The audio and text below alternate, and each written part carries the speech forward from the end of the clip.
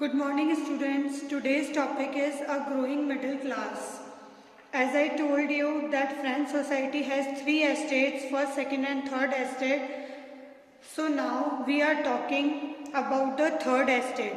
Some of the persons of third estate are rich and some of them are poor. And the rich class people of third estate get education because they have money. देखिए third estate के अंदर rich और poor दोनों ही तरह के लोग आते थे। वो लोग जो पैसों से धनी थे, प्रॉस्परस थे, उन लोगों ने क्या किया, एक्सेस किया एजुकेशन को। मीन्स वो वेल एजुकेटेड हुए, ठीक है, और उन्होंने चीज़ों को समझने की कोशिश करी, समझा, और उसके एजुकेशन के ज़रिए या एजुकेशन लेकर के उनके दिमाग में बहुत सारे न्यू आइडियाज़ आने लगे। वो चीज़ों को अब प्रैक्टिकली समझ रहे थे, ठीक है। अब क्या हुआ, जब रिच पीपल, प्रॉस्परस सोसाइटी जो थी थर्ड एस्टेट की, ठीक है। अब आप बोलेंगे मैडम ये तो सर्वेंट्स थे, आपने तो कहा था इसमें तो प्रोफेशनल लोग आते हैं, रॉयल फैमिली के लोग तो सेकंड एस्टेट यानी नोबेलिटी में चले गए, और चर्च वाले लोग सारे किस में आ गए, फर्स्ट एस्टेट में आ गए। हाँ, ट्रू, करेक्ट। तो थर्ड एस्टेट के अंदर लोग रिच कैसे हुए मैम, तो वो भी मैं अभी बताऊंगी, ठीक है। लेकिन उससे पहले जो मैं बता रही हूँ वो सुनिए आप। थर्ड एस्टेट में रिच और पुअर दोनों टाइप के पीपल थे, और जो रिच पीपल थे वो लोग ने एजुकेशन लिया या एजुकेशन को एक्सेस किया, आप जो भी कह सकते हैं, ठीक है। और उससे उनको ये समझ आई, उन्होंने ये आवाज़ उठाई कि no group in the society should be privileged by birth, यानी जन्म से ही किसी को प्रिविलेज दे देना, बेनिफिट दे देना जस्ट बिकॉज क्योंकि वो रॉयल फैमिली में जन्मा है, या कोई इंसान रॉयल फैमिली में नहीं जन्मा है इस वजह से उसके साथ नाइंसाफ़ी हो, ये गलत है। या उसे टैक्स देना पड़े, और जो सेकेंड एस्टेट में पैदा हुआ है या फर्स्ट एस्टेट में हुआ है उससे टैक्स नहीं देना पड़े, ये तो चीज़ गलत है, ठीक है। तो ये सारा जो है पूरा ग्रोइंग मिडिल क्लास, ये जो आइडिया आया है पूरा, वो कहाँ से आया है, थर्ड एस्टेट के जो रिच पर्सन्स हैं उन्होंने जब एजुकेशन को एक्सेस किया और जब उनके दिमाग में नए आइडियाज़ आने लगे, वो लोग प्रैक्टिकल होने लगे, तो उन्होंने ये चीज़ जो है बोली और कही, और इसी के लिए एक्शंस लिए। तो इस तरीके से है कि किस तरीके से a growing class, a growing middle class envisages an end to privileges. देखिए पूरी हेडिंग क्या है, एनविसेजेस, एनविसेजेस एंड इन्होंने किस तरीके से खत्म किया, किसको, प्रिविलेजेस को। प्रिविलेज मतलब जो जन्म से इनको फायदा मिल रहा है, बेनिफिट मिल रहा है उनको, कि किसी के लिए तो कुछ राइट्स हैं और किसके लिए नहीं है, तो वो चीज़ इन्हें गलत लगी। The 18th century witnesses the emergence of social groups termed the middle class who earned their wealth through an expanding overseas trade and from the manufacture of goods such as woolen and silk textiles. It means expanding overseas trade, मतलब अपने trade को बढ़ा करके, overseas मतलब दूर दूर तक, ठीक है। ओवरसीज मतलब समुद्र के पार, है ना। अपन नहीं बोलते कि बाउंड्री से बाहर एक्सपोर्ट करना, तो इन्होंने अपने ट्रेड को बहुत एक्सपैंड करके या फिर मैन्युफैक्चर करके वूलन और सिल्क टेक्सटाइल को, और इनको एक्सपोर्ट करना शुरू किया। किसने, जो ये थर्ड एस्टेट के रिच पीपल है ना, वो रिच कैसे हुए वो बता रही हूँ, कि इन्होंने मैन्युफैक्चरिंग करी, इन्होंने अपने ट्रेड को बढ़ाया और इस तरीके से अपनी प्रॉस्पेरिटी को बढ़ाया। थर्ड एस्टेट के अंदर बिजनेसमैन भी आते हैं, थर्ड एस्टेट के अंदर ट्रेडर्स भी आते हैं, और प्रोफेशनल्स भी आते हैं जैसे कि लॉयर, ठीक है। ऐसे देखिए आपकी बुक के अंदर गिवन होगा, आपको बता देती हूँ मैं एक बार। ये रे देखिए क्या है, big businessman, merchant, court official, lawyers etcetera, peasant and artisans, small peasant, landless labour और सर्वेंट्स। तो छोटी बड़ी दोनों कैटेगरीज है ना, पुअर भी है, स्मॉल पीजेंट्स, लैंडलेस लेबर ये भी हैं, और plus traders, merchants, officials, court officials, lawyers, ये लोग भी हैं, ठीक है। तो ये जो तबका था, ये जो पैसे वाला तबका था, या जो प्रॉस्परस हो गया था, जो प्रोफेशनल्स थे, बिजनेसमैन थे, मर्चेंट्स थे, ट्रेडर्स थे, इन लोगों ने जब एजुकेशन को एक्सेस किया तो उन्होंने ये कहा कि कोई भी ग्रुप ऑफ पर्सन सिर्फ बाय बर्थ कोई फ़ायदा उठा ले, ये चीज़ तो गलत है, क्योंकि फ़ायदा इंसान को किस पे मिलना चाहिए, उसके मेरिट्स पे, यानी उसकी एबिलिटी पे, उसके उसमें इतना वो होना चाहिए, उसके मतलब समझ रहे हैं आप लोग, उसकी एबिलिटी देखने पर आप उसको बेनिफिट दीजिए, ना कि उसको सिर्फ इस वजह से क्योंकि वो जन्म उसने कोई अच्छे उसमें लिया है या फिर सेकंड कैटेगरी या फर्स्ट एस्टेट में लिया है इसलिए उसको फ़ायदा मिल जाए, ये गलत है। और पोजीशन हमेशा किस पे डिपेंड होनी चाहिए, उसके मेरिट पे, उसकी काबिलियत पे, उसकी विशेषताओं पे, उसकी अच्छाइयों पे। These ideas envisaging a society based on freedom, और इस तरीके के आइडिया से क्या निकल के आया, रिजल्ट क्या निकल के आया कि एक सोसाइटी एक ऐसी और बढ़ रही थी जहाँ पर क्या है, फ्रीडम है, जहाँ पर क्या होनी चाहिए, फ्रीडम होनी चाहिए, और क्या होना चाहिए, इक्वल बिहेवियर होना चाहिए या इक्वल लॉज होने चाहिए। क्या होना चाहिए, इक्वल लॉज होने चाहिए। ठीक है, तो सोसाइटी किस ओर बढ़ रही थी, जहां फ्रीडम होनी चाहिए और जहां पर क्या होना चाहिए, इक्वल लॉज होने चाहिए। अपॉर्चुनिटी सबको मिलनी चाहिए, सबके लिए एक जैसा रूल, एक जैसा लॉ, एक जैसा चांस होना चाहिए, किसी को भी कम या ज़्यादा नहीं आंका जाए।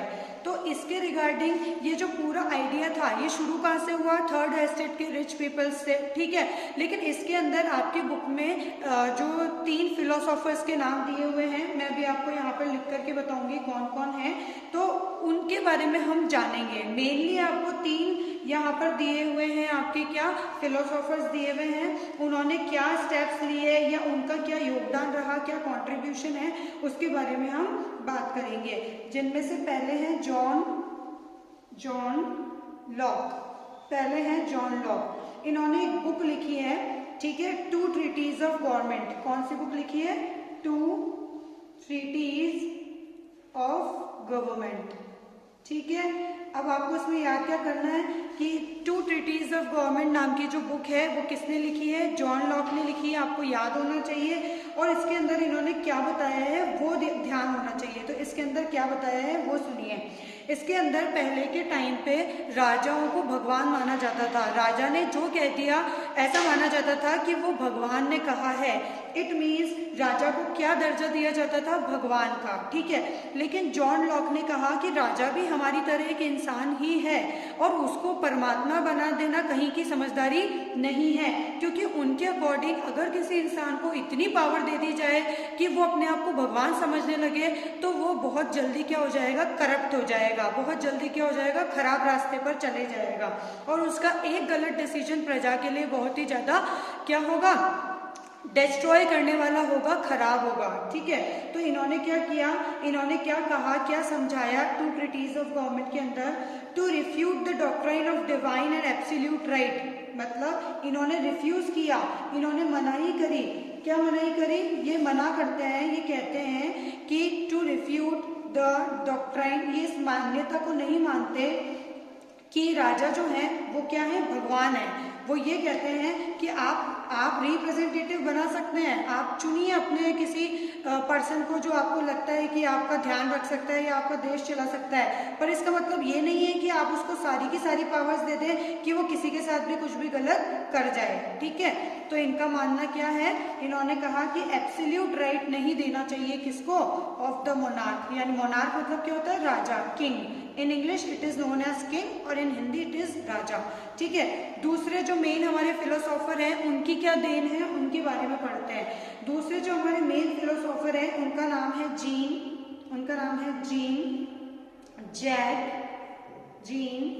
Jacques Rousseau. क्या नाम है, जीन जैक रूसो। इन्होंने कौन सी बुक लिखी है उसके बारे में जानते हैं। इन्होंने लिखी है बुक,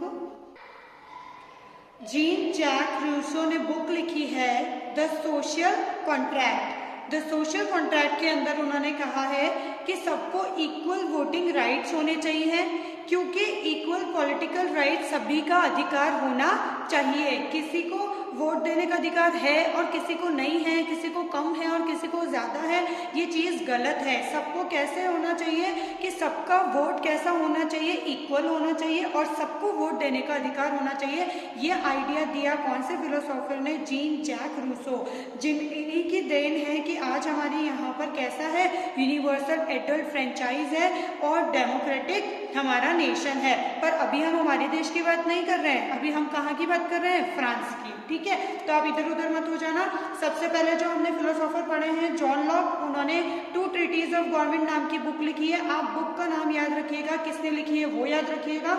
यहाँ पर 3 फिलोसोफर्स हम पढ़ रहे हैं। और जॉन लॉक ने क्या कहा था? उन्होंने मना कर दिया, उन्होंने रिफ्यूज कर दिया इस मान्यता को कि राजा को भगवान का दर्जा दिया जाए। किसी एक को इतनी पावर्स एक साथ नहीं देनी चाहिए। इनका मतलब था कि इंसान को इंसान ही समझा जाए, परमात्मा नहीं समझा जाए। ठीक है, थर्ड और लास्ट आज हम पढ़ते हैं ये मॉन्टेस्क्यू। मॉन्टेस्क्यू जी क्या कहते हैं? मॉन्टेस्क्यू ने एक बुक लिखी है द स्पिरिट ऑफ लॉज। कौन सी बुक लिखी है? The spirit of laws. इसके अंदर इन्होंने बताया है decentralisation of powers. Decentralisation of powers यानी पावर्स का डिस्ट्रीब्यूशन होना।